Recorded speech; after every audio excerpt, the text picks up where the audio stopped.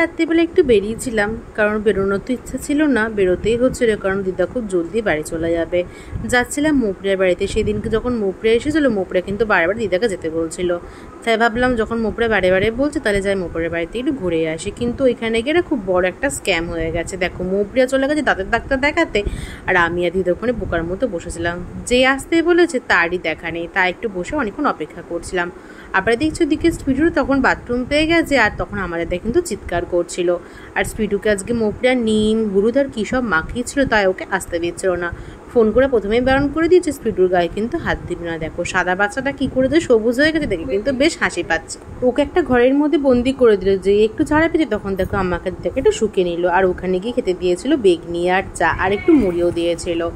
আর বেগনিটা খেতে কিন্তু সত্যিই খুব সুন্দর ছিল, আমার কিন্তু বেশ ভালো লেগেছিলো। আমি এই ভিডিওতে বলে রাখছি, এবার থেকে যখন মোপড়িয়া বাড়ি তোর যাবো, তখন তুই যদি বেগনি না খাস তোর কিন্তু খবর আছে।